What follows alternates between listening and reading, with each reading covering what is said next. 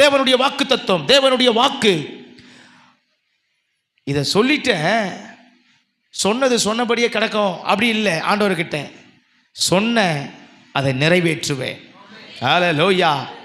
சொன்ன அதை செய்து முடிப்பேன். நம்ம ஆண்டவர் எப்பவுமே அப்படிப்பட்ட ஆண்டவர். ஹல்லேலூயா.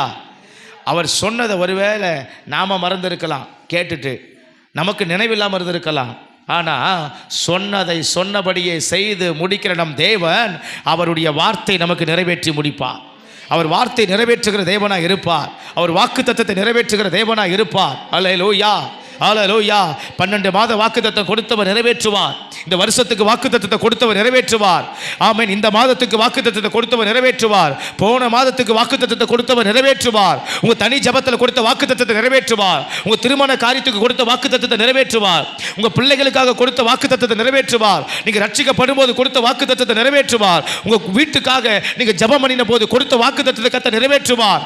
உங்க வாழ்க்கைக்காக நீங்க ஜெபித்த போது கர்த்தர் கொடுத்த வாக்கு தத்தத்தை நிறைவேற்றுவார். உங்க வேலைக்காக நீங்க ஜெபித்த போது கர்த்தர் கொடுத்த வாக்கு தத்தத்தை நிறைவேற்றுவார். உங்க வீட்டுக்காக நீங்க ஜெபித்த போது கர்த்தர் கொடுத்த வாக்கு தத்தத்தை நிறைவேற்றுவார். ஆமென். உங்க சரீர ஆரோக்கியத்துக்காக நீங்க ஜெபித்த போது கர்த்தர் கொடுத்த வாக்கு தத்தத்தை நிறைவேற்றுவார்.